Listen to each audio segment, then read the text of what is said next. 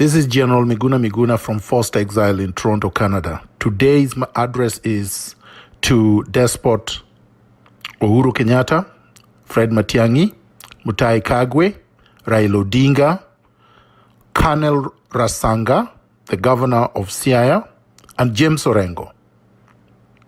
Good morning, good evening, good night to you. The world watched in shock and astonishment at the manner in which helpless children, women, and men were subjected to abuse, brutality, and battery at the Kibra Chiefs Camp or DC's camp as they struggled to get to expired food, which was donated by CDF but purportedly given to them by Raila Odinga. A simple exercise that should have lasted for exactly 2 hours, should have been orderly, and should have not involved the kind of violence that we saw, led to 2 deaths. 2 innocent women were trampled to death in Kibra 2 days ago. I say, shame on you, shame on you, shame on you, Raila Odinga, shame on you, Uhuru Kenyatta, shame on you, Mutahi Kagwe, shame on you, Fred Matiang'I, shame on you, James Orengo, shame on you, Colonel Rasanga, shame on you. It did not have to happen. In Rwanda, Kagame Paul is distributing food door to door. Food that was donated to him by WHO and the Chinese billionaire Jack Ma. In Kenya, you have not distributed any food to the citizens.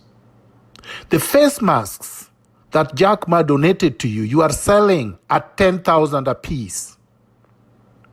You have not distributed any face masks. The 11 billion that you purportedly borrowed from the World Bank has disappeared, just like all the other trillions that you have stolen. The 7 billion that Despot Uhuru Kenyatta announced he had allocated from the treasury for purposes of combating COVID-19 have also vanished. Where have you taken our money? Why did you have to subject innocent Kenyans to such brutality? Even the illiterate criminal Sonko distributed food without incident. The MP for Langata, Korir, distributed food without incident. When some so-called leaders from Rift Valley tried to distribute food in Eldoret, you stopped them with the police, armed goons. Why did you allow mostly Luos to die in Kibra? Does it mean that Luo life means nothing? It's like a dog's life. Shame on you, Raila Odinga. Shame on your betrayal. Shame on your handshake. Shame on your so-called BBI with Uhuru Kenyatta. A selfish, parochial power grab that was schemed by Uhuru Kenyatta and roped you in after bribing you with 50 billion shillings of our money. I say 50 billion. I know there is some Kikuyu chauvinist, whom I do not want to name, who claimed that you were bought by 1.5 billion so that he could satisfy his chauvinistic head by claiming that Luos are cheap. Raila Odinga does not represent all Luos. Raila Odinga is an individual. When Raila Odinga is bribed, or James Orengo is bribed, or Colonel Rasanga is exhibiting his primitivity and brutality, they are doing it as individuals, just like all other Kenyans. Luos are not slaves. There is no slave market in Kenya, in Nyanza or anywhere else. There is no chattel slave in Kenya. Luos are not for sale. They are not supposed to be sold, and they will not be sold. Then today, which is April the 12th, we watched in utter shock when Oyugi, who worked with Kenya Ports Authority in Mombasa, was treated like a wild dog, thrown into a pit without any dignity, without any coffin, at night, and dumped like a beast. It is completely disgusting, unacceptable, inhumane, and must be condemned unreservedly. Shame on you, Raila Odinga.